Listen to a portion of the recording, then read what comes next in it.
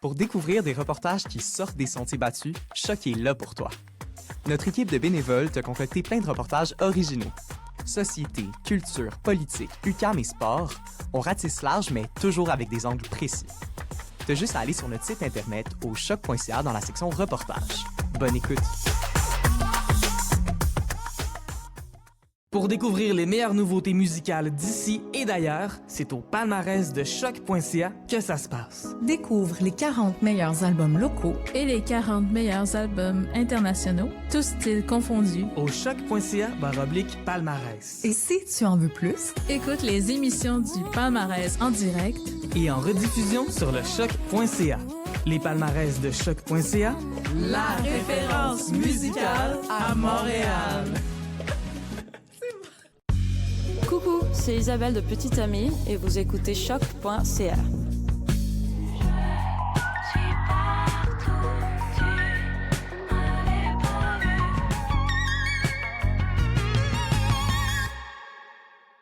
Onde civique. Un balado scientifique pour nous mobiliser. Comment est-ce qu'on peut en arriver à avoir plus de temps de qualité? Fermons nos téléphones, non? Quand même.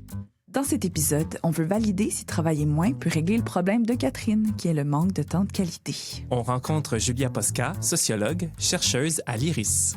On explore différentes solutions comme la démocratisation de l'économie, mais aussi différents modèles organisationnels, entre autres les OBNL et les coopératives.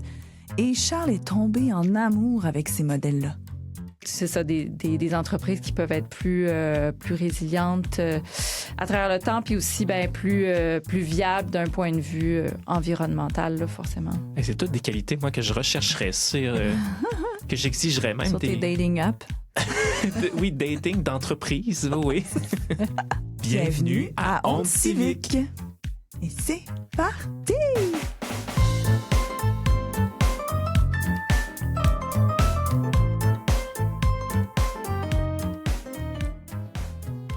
On répond entre autres aux questions suivantes. Pourquoi on a l'impression de manquer de temps? C'est quoi la démocratisation de l'économie? Est-ce que la semaine de 4 jours est une bonne solution? Est-ce que travailler moins aide à réduire la charge domestique? Travailler moins ne suffit pas. Saison 1, épisode 2. Charleroi! Maryse Tremblay. Dans le dernier épisode, on a rencontré Catherine, notre citoyenne inquiète par le manque de temps de qualité dans notre société. On a sélectionné quand même 2 solutions majeures pour essayer de faire un petit tri. Donc, on a identifié la semaine de 4 jours de travail comme étant une bonne façon de diminuer, en fait, le temps de travail. Et on a réfléchi à une meilleure répartition du travail domestique pour diminuer le temps de travail invisible à la maison. Donc là, ça, c'est les 2 trucs sur lesquels on va se pencher dans Onde civique. Cette saison-ci. Et on va commencer par la semaine de 4 jours. Donc, comment on est arrivé à rencontrer Julia Posca? Ça a été quoi notre démarche? Moi, c'est par hasard que je suis tombé sur son livre. Ça arrive aussi, sérendipité. Au Salon du livre, je suis tombé sur son livre qui s'appelle « Travailler moins ne suffit pas ». Puis son titre est bien en évidence là, sur la... c'est une belle mise en page, il faut le dire, là, de l'édition Éco-Société. C'est le destin, en gros. Oui, exactement. Son titre m'est apparu dans la face, puis je me suis dit, oui, il faut que j'ouvre ce livre-là. Mais Julia Posca, c'est pas juste une éditorialiste d'opinion, là. Donc, ça a bien à donner. Oui, c'est une sociologue. C'est ça. Elle est chercheuse à l'IRIS, donc l'Institut de recherche et d'innovation socio-économique. Et elle est diplômée en sociologie, donc de l'Université du Québec à Montréal. Généralement, ses travaux portent sur les inégalités socio-économiques au Québec, l'économie financière, la transformation du travail, le marché de l'emploi, l'immigration. Donc, on voit que c'est des thématiques parfaites pour notre sujet aujourd'hui. Pour son essai « Travailler moins ne suffit pas », elle a été lauréate du prix Pierre Vadeboncoeur en 2024, qui souligne la qualité littéraire et l'enrichissement du débat public. Et son ouvrage a été finaliste pour le prix des libraires en 2025, catégorie essai. Donc, non seulement une chercheuse, mais une bonne vulgarisatrice. Je pense que ça résume bien. On a commencé par lui demander si elle-même manquait de temps de qualité. Date de l'entrevue, janvier 2025. Est-ce que tu peux nous expliquer pourquoi est-ce qu'on manque de temps, les humains? En fait, on a surtout l'impression de manquer de temps parce que en fait, si on s'interroge sur donc la question de la place du travail salarié dans nos vies, on travaille beaucoup moins qu'il y a 200 ans, au début de l'ère de l'industrialisation. Là. On travaille même 2 fois moins. Et donc, en fait, dans les faits, on a beaucoup plus de temps libre, là, puis je le mets entre guillemets, qu'avant. Mais ce que des études ont montré, c'est que oui, il y a un phénomène nouveau, peut-être un sentiment d'accélération du temps. Puis évidemment, le temps, c'est abstrait, mais puis il ne s'accélère pas vraiment, mais il y a ce sentiment-là. Notre rapport au temps a changé. Et donc ça peut participer aussi au sentiment de manquer de temps. Cette intensification-là du rythme de la vie, puis c'est dans différentes sphères de la vie. Encore là, c'est pas juste dans le monde du travail. Fait que oui, notre perception du temps, puis d'avoir du temps de qualité a pu changer dans les dernières décennies, notamment à travers l'utilisation là, des technologies de l'information, mais bon, pas uniquement. Mais c'est ça, dans les sociétés capitalistes, un rapport au temps qui a changé, là, puis avant même qu'on ait justement des téléphones portables, le fait que le temps soit devenu quelque chose justement qui est mesuré, qu'on doit quantifier, qu'on doit valoriser, c'est-à-dire utiliser de manière la plus efficace, ça c'est venu transformer ça aussi, là, notre rapport au temps. Puis c'est aussi lié aux exigences qui pèsent sur les individus en termes de performance. Puis ça aussi, ça affecte pas seulement le monde du travail, mais ça affecte les différentes sphères de la vie. Les normes de l'individu contemporain, c'est ça. C'est autosuffisant. C'est un individu, oui, qui est productif, qui est performant, qui essaie toujours d'être le meilleur. Puis et ça, c'est vrai, c'est ça. Aussi, dans les temps libres, il faut performer ses vacances. Il faut, c'est un mythe persistant, là, vraiment. Là. Oui, et ça contribue certainement là, oui, à cet épuisement-là. Puis à la limite, à la perte de sens, parce que c'est difficile justement d'être pleinement satisfait quand on est toujours en train de devoir se comparer aux autres, devoir faire mieux que les autres, d'être dans une compétition finalement avec les autres plutôt que d'être dans des liens d'entraide. Les entreprises capitalistes utilisent le travail des humains pour générer du profit, que ce soit à travers la production de biens ou de services. Et donc, ce qu'on a perdu de vue, c'est l'activité pour répondre à des besoins. Tu sais.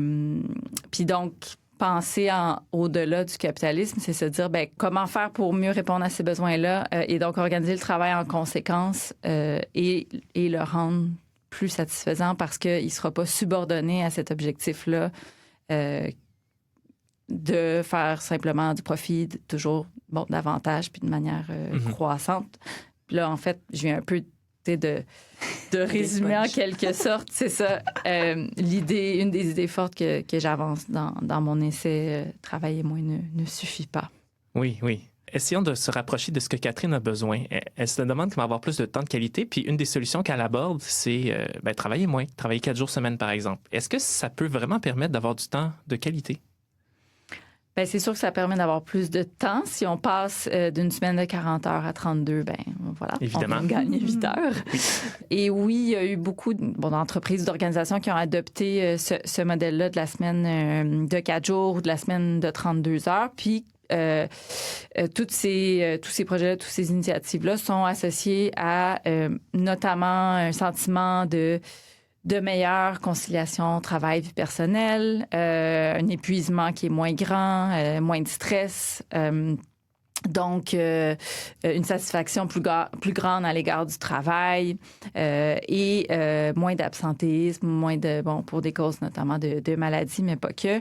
Puis donc, bref, on peut se dire, oui, cette mesure-là, partout, ou en tout cas, dans la grande majorité des cas, là où elle a été implantée, elle est associée avec un bien-être plus grand, puis donc, on pourrait se dire du temps de meilleure qualité, en fait. En théorie, c'est ça. En pratique, parce que c'est tout à fait imaginable de se dire que cette journée-là libérée, on peut En fait, ce 8 heures-là, c'est pas une journée complète, là, c'est un 8 heures. On pourrait polluer ces heures-là avec du temps qui n'est pas de qualité.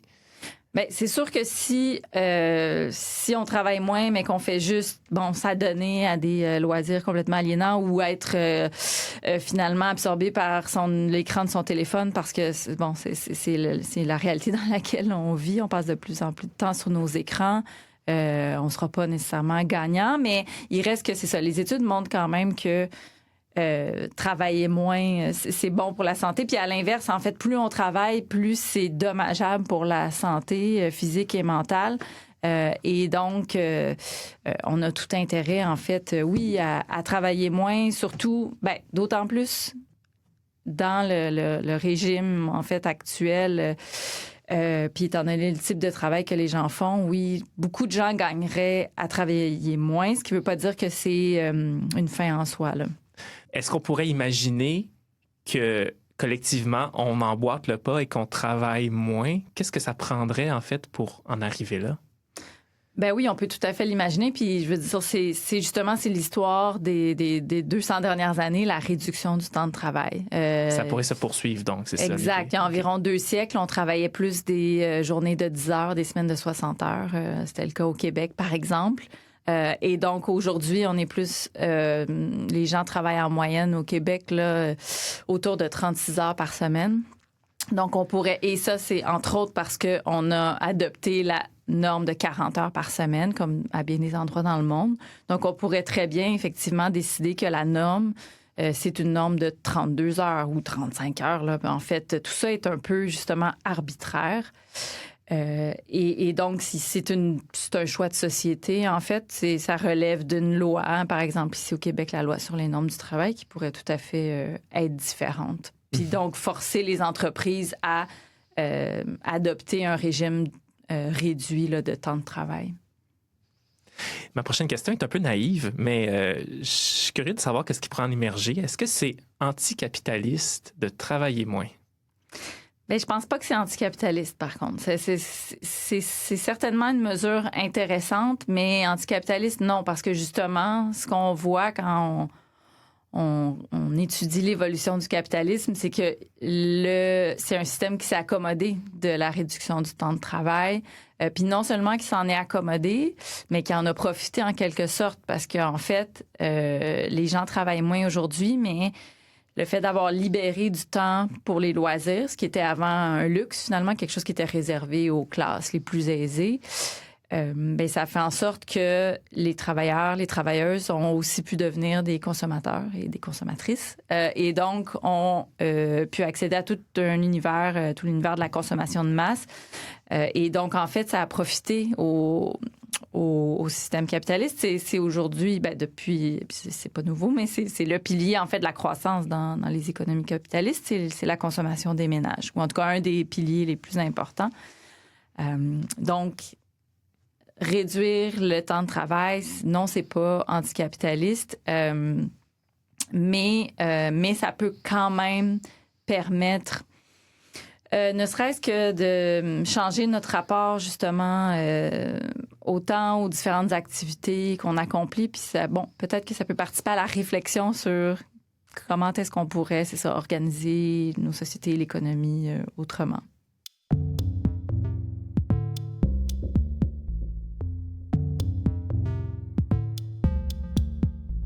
Ton titre, c'est « Travailler moins ne suffit pas ». Puis j'aimerais que tu nous expliques qu'est-ce que tu veux dire. Il suffit pas à quoi? Bien, il suffit pas à rendre le travail justement plus satisfaisant pour les individus, puis il suffit pas non plus à le rendre plus utile pour la société.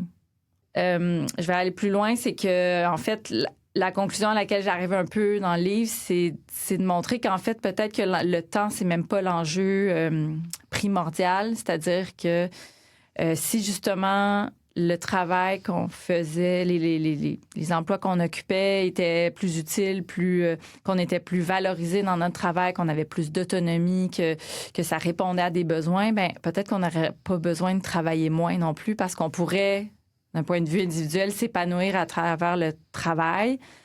Puis notre travail ne serait pas non plus autant dommageable pour l'économie, pour l'environnement notamment.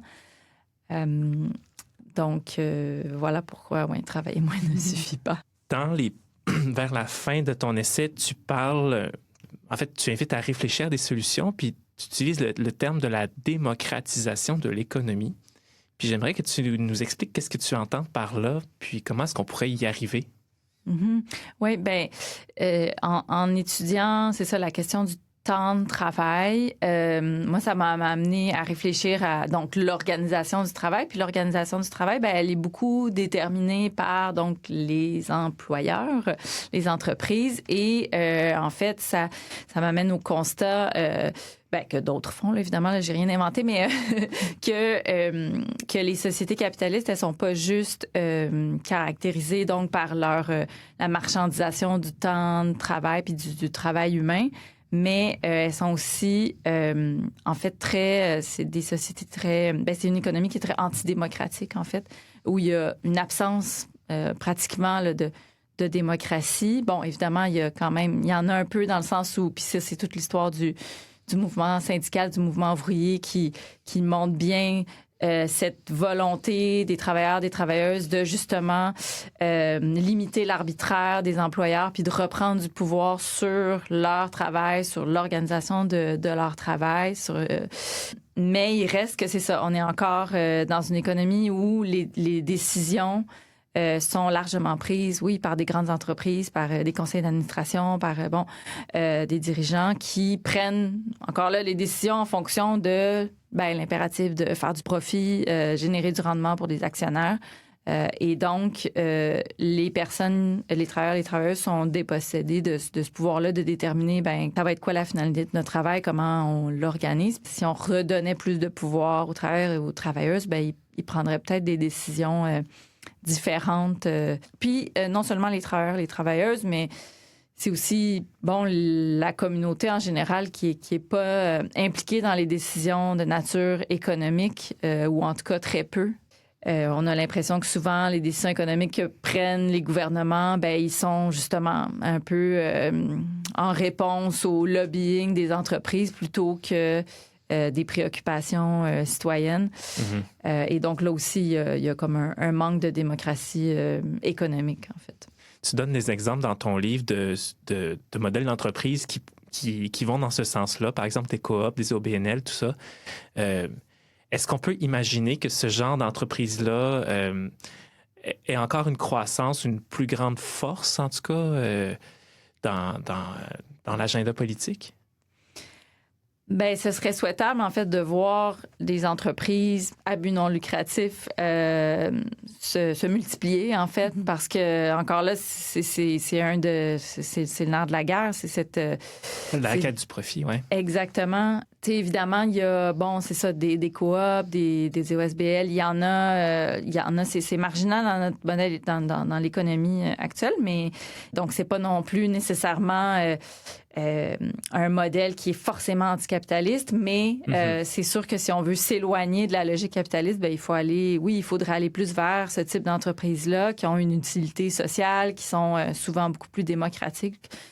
Et donc, il faudrait trouver des moyens de leur permettre justement de se développer davantage parce que, en fait, en tout cas, un des obstacles principaux, je pense qu'il est quand même politique, tu sais, c'est-à-dire que il y a, c'est ça, au sein des gouvernements, la croyance que, ou en tout cas, une proximité avec le monde des affaires, puis un certain type d'entreprise, et donc, c'est ces entreprises-là qu'on favorise, mais... en même temps, favoriser des plus petites entreprises à but non lucratif, c'est aussi favoriser un tissu économique qui pourrait être plus résilient. Puis, même si demain matin, on va pas, là, tu sais, arrêter là, d'importer des marchandises qui viennent de la Chine puis de partout dans le monde, en fait. Le mouvement vers une relocalisation de l'économie, ça pourrait justement, d'un point de vue économique, être aussi intéressant, payant, stratégique. Les entreprises qui sont... ancrés dans leur communauté, qui sont branchés sur les préoccupations des consommateurs, en fait, auxquels ils veulent s'adresser. C'est peut-être, c'est ça, des entreprises qui peuvent être plus résilientes à travers le temps, puis aussi plus viables d'un point de vue environnemental, là, forcément. Et c'est toutes des qualités, moi, que je rechercherais sur... que j'exigerais même. Sur tes dating apps. Oui, dating d'entreprise, oui. Mais oui, je trouve ça, la résilience, un critère fondamental. Là. En tout cas, je trouve que ce qui est encourageant de ce qui se passe au sud de la frontière, c'est qu'on se rend compte que le politique a quand même beaucoup d'influence sur les entreprises, là, quand on voit toutes les Mark Zuckerberg de se revirer de bord, mettre des politiques LGBTQ-phobes, et tu te dis, la politique a vraiment un impact. Souvent, on pense que c'est vain, là, la politique, mais... Ben non, au contraire. Puis justement, les entreprises ont besoin, en fait, des États, que ce soit à cause des fonds publics qui injectent dans ces entreprises-là. Et donc, en fait, ça vient déconstruire l'idée, justement, que l'économie, c'est l'affaire des entrepreneurs puis qui créent de la richesse. Puis, au contraire, en fait, derrière tout grand succès d'entreprise, souvent, il y a l'État qui aide à travers des subventions, des crédits d'impôt, mais aussi à travers le fait qu'on finance collectivement des infrastructures dont ont besoin les entreprises, que ce soit les routes, les réseaux d'aqueduc, de l'électricité pas cher au Québec. Tant qu'à justement soutenir des entreprises, pourquoi pas soutenir des entreprises qui redonnent à leur communauté plutôt que qui finalement vont ensuite déclarer leurs profits dans des paradis fiscaux et donc ne redonnent pas du tout à la société qui leur a énormément donné.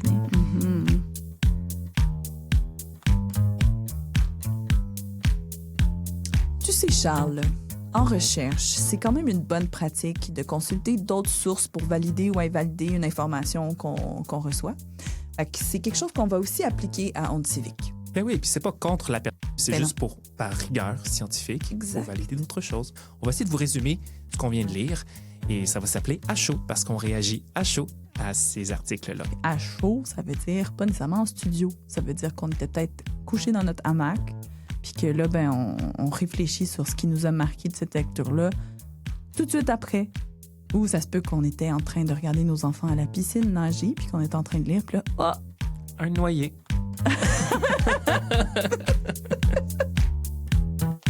Je viens tout juste de finir le texte.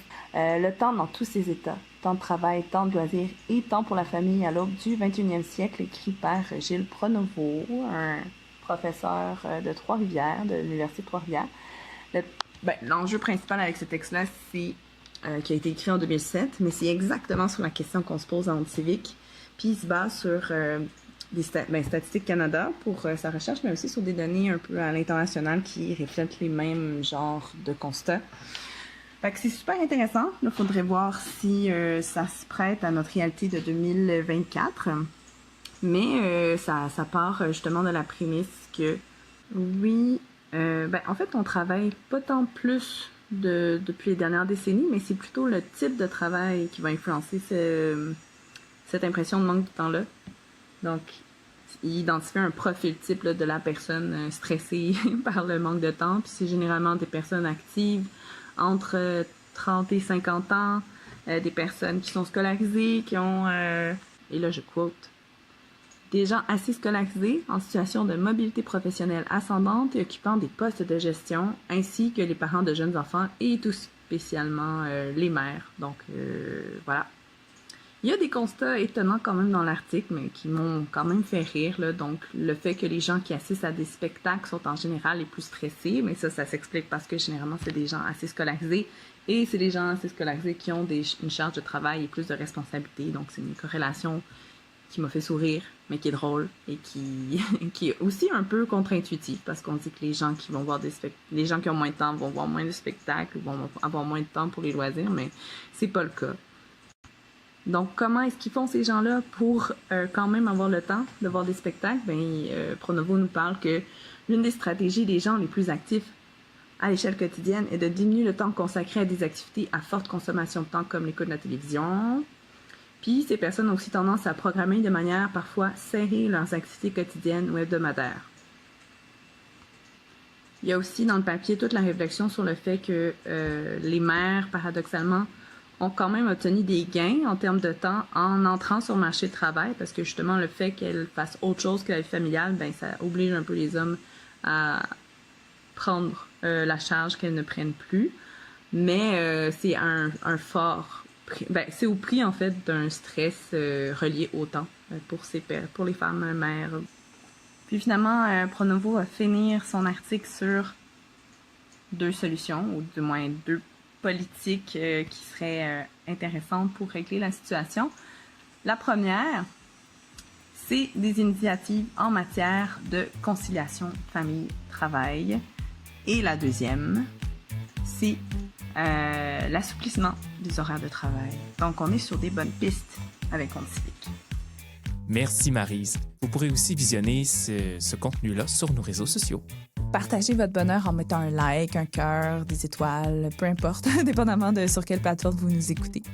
Ça va nous aider à faire connaître le projet à d'autres personnes comme vous. Ça peut paraître un petit caillou, mais en fait, ça fait beaucoup de vagues dans la mare.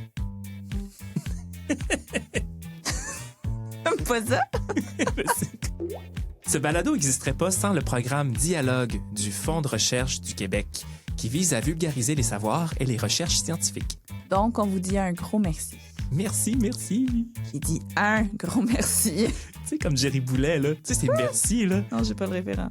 Merci, mes amis! Merci!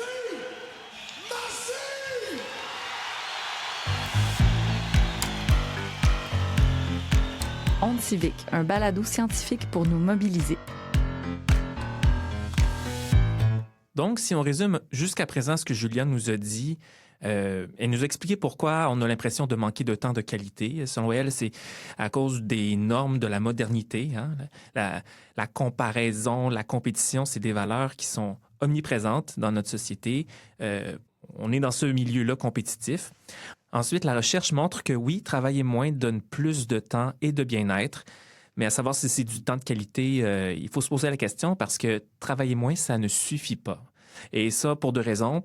Premièrement, parce que c'est pas une mesure anticapitaliste. Hein? Le capitalisme s'est accommodé d'une diminution du temps de travail dans le passé. Puis, ça nous a transformés en consommateuristes. Hein? C'est-à-dire qu'avec du temps disponible, on pouvait maintenant favoriser la production et donc la croissance de ces entreprises-là. Et deuxièmement, on a perdu le sens au travail, hein? Le travail comme activité pour répondre à un besoin. Il faudrait donc changer la nature de ce travail-là. Catherine avait une question pas mal intéressante. Elle sent une urgence d'agir. Elle se demande comment est-ce que ça peut changer vite, ça? Comment est-ce qu'on peut en arriver à avoir plus de temps de qualité? Fermons nos téléphones, non? Quand même. Oui, les gestes individuels, c'est vrai que c'est facile à appliquer. Non, je suis pas certaine qu'il y a moyen de changer ça rapidement. Puis en fait, une des choses dont je me méfie, puis qu'on entend beaucoup dans le discours ambiant, c'est cette idée que, en fait, pour regagner du temps de qualité, ben, il faudrait devenir millionnaire à 40 ans. Et ça va nous permettre, à travers des placements financiers, immobiliers, tout ça, puis que ça va nous permettre finalement justement d'avoir, de prendre notre retraite très jeune et d'avoir plein de temps de qualité pour faire du ski de fond ou aller en voyage en Thaïlande ou peu importe. C'est une solution individuelle qui, bon, d'une part, est pas tout à fait réaliste parce que si tout le monde l'applique puis qu'il n'y a plus personne qui travaille, on va avoir de la difficulté à remplir les étalages à l'épicerie, puis même avant ça, à cueillir les légumes qu'on mange, à répondre à toutes sortes de besoins qu'on a.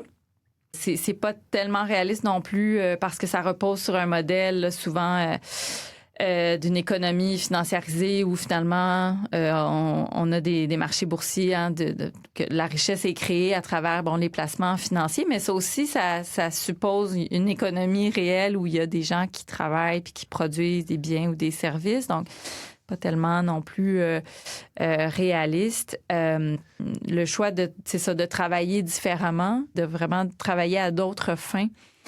Puis ça, oui, ça implique quand même du temps. Ça implique du temps aussi parce que ça supposerait, on en a parlé plus tôt, d'avoir une économie plus démocratique, donc où on consacrerait du temps à prendre des décisions sur qu'est-ce qu'on veut produire, comment on veut le produire. Et donc du temps, c'est ça, pour délibérer, Donc, ouais, malheureusement, moi, c'est ça, je pense pas qu'il y ait de solution rapide. Mais peut-être, justement, c'est ça, il faut prendre le temps davantage d'y penser.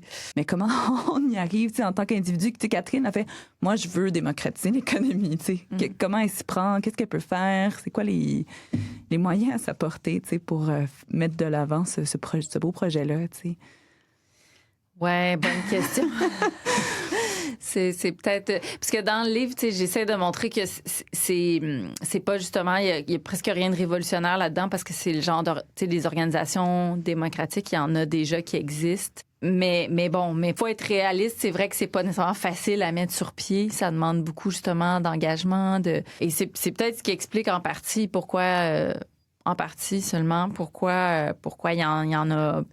c'est que les gens, justement, manquent de temps ou, en tout cas, sont déjà débordés. Donc, de s'investir dans des projets comme ça, collectifs, ça peut être difficile, pour beaucoup de gens. Mais peut-être que c'est justement de s'intéresser aux exemples qui existent déjà pour voir comment ça se passe. Bref, donc, j'ai pas facile, hein? Non, c'est ça. Est-ce que ça passe dans du lobbying? Est-ce que ça, tu sais, comme, y a-tu des...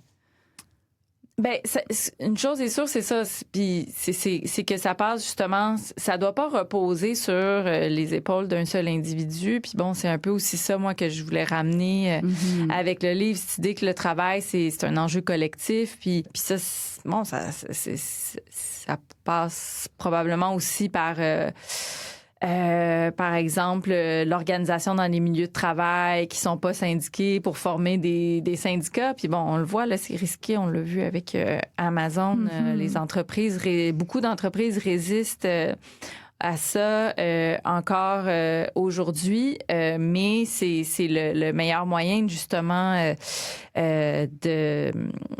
finalement, de s'assurer que c'est ça, qu'on n'est pas laissé... à l'arbitraire là, des employeurs. Donc, c'est de se rappeler, c'est ça, la force finalement du collectif pour transformer le travail.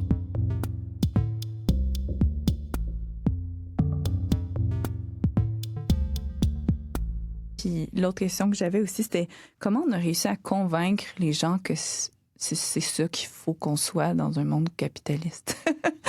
Pourquoi les gens, on regarde, mettons, aux États-Unis ou même le mouvement de droite ici au Québec, là, tu fais, les gens, il y a des gens qui prônent ça puis qui veulent ça, puis c'est relativement une grosse masse de personnes. Du moins, c'est j'ai l'impression que j'ai, moi. Là.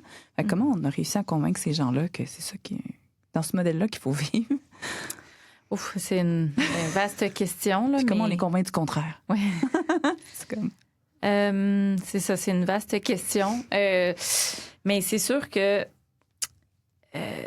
on est dans des sociétés où on est contraint, la plupart des gens sont contraints de travailler pour subvenir à leurs besoins. Et donc, contraints de travailler souvent pour autrui, donc pour une entreprise qui va leur fournir un salaire. Et les gens s'investissent beaucoup. Il y a un certain investissement subjectif dans le travail parce que c'est très valorisé dans nos sociétés le fait de travailler. Puis à l'inverse, si on travaille pas, on est vu comme un parasite. Et les entreprises exigent énormément des individus sans tout le temps leur redonner, là, que ce soit en reconnaissance symbolique ou justement en salaire ou en tout cas en conditions de travail décentes. Je pense qu'une des raisons pourquoi les gens adhèrent, c'est parce que les mécanismes collectifs de justement qui permettaient ou en tout cas qui ont pu permettre davantage d'assurer une qualité de vie, un bien-être, c'est vrai qu'ils fonctionnent moins bien. Puis Peux-tu donner Je des donne un exemple, c'est ça. Pour assurer son bien-être, par exemple, on a besoin d'un revenu tout au long de la vie. Puis, il y a le salaire, mais historiquement, on a aussi créé des régimes de pension, des régimes collectifs pour s'assurer que les gens, quand ils deviennent trop vieux, ils peuvent prendre leur retraite puis encore avoir un revenu. Mais aujourd'hui, la retraite, c'est quelque chose qui est d'une part, qui s'est jamais généralisé. Le pourcentage de gens qui sont couverts par des régimes de retraite, c'est moins de la moitié de la population.